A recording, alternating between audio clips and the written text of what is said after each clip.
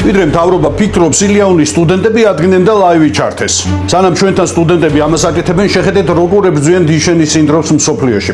საფრანგეთში ტელემარათონი 38 წლის წინ პროტესტის ნიშნად ზუსტად ამ დაავადების მქონე ბავშვების მშობლებმა დააფუძნეს. დღეს ისინი ყოველ წელს 100 მილიონ ევროზე მეც აგროვებენ. სწორედ ამ ფულით აშენდა უზარმაზარი ლაბორატორიები და დაფინანსდა ის კვლევები, რომლებმაც თანამედროვე გენური თერაპიის განვითარებაში უდიდესი როლი ითამაშა.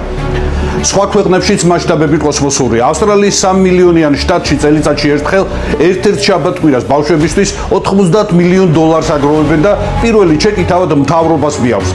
ამერიკაში სენ ჯუდას საავადმყოფო წელიწადში $2.5 მილიარდ კრებს. იქ არც ერთი ოჯახი მკურნალობაში 1 ცენტსაც არ იხდის. დაბრუნდეთ თბილისში. სტუდენტებმა Facebook Live-ში რამდენიმე საათში წარმოუდგენლად დიდი თანხა შეაგროვეს. მათ 24 საათში გააკეთეს ის, რასაც მშობლები სახელმწიფოსგან თვეებია უშედეგოდ ითხოვენ.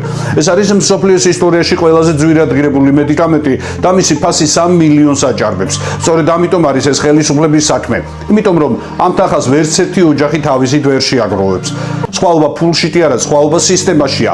მსოფლიოში ასეთი ბავშვებისთვის გამართული ცივილიზებული სისტემები მუშაობს. საქართველოში კი სტუდენტები. გამოიწერეთ არხი.